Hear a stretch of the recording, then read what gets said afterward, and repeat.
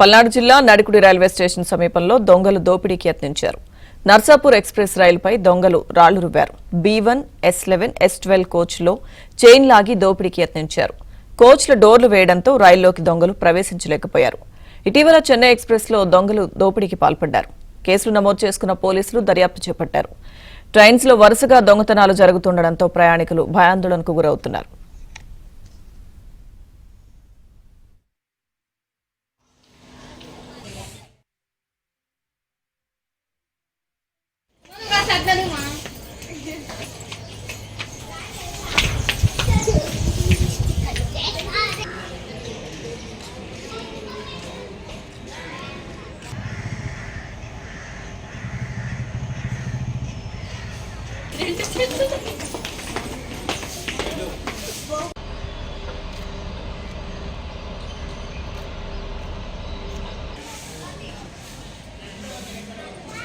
పల్నాడు జిల్లా Nadikudi railway station సమీపంలో దొంగలు దోపిడీకి యత్నించారు. నర్సాపూర్ ఎక్స్ప్రెస్ రైలుపై దొంగలు రాళ్లు రువ్వారు.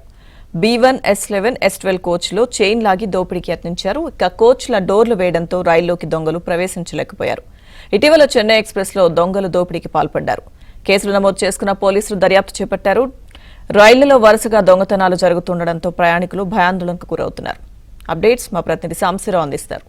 సాంశీరావు, లక్ష్మీదుర్గ పల్నాడు పరిసర ప్రాంతాల్లో 2 రోజుల క్రితం చైన్ లో వరుస మట్టి దోపిడీలు జరిగిన దానిపై కూడా రైల్వే శాఖ అధికారులు దృష్టి సారించారు.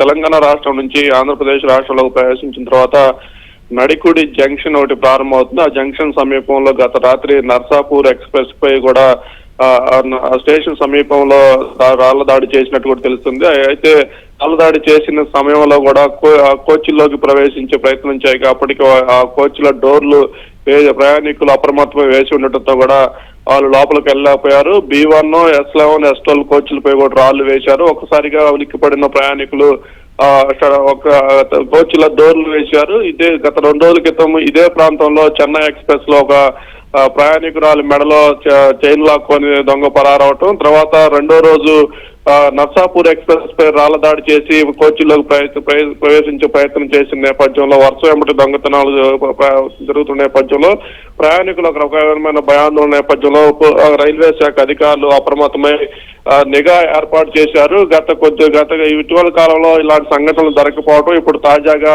ఈ సంఘటన జరిగిన నేపథ్యంలో పూర్తి స్థాయిలో దృష్టి సారించి ప్రయాణికులకు రక్షణ కల్పించాలని రైల్వే అధికారులకు దృష్టి సారించారు. లక్ష్మీదుర్గ. Thank you Samsi Rao.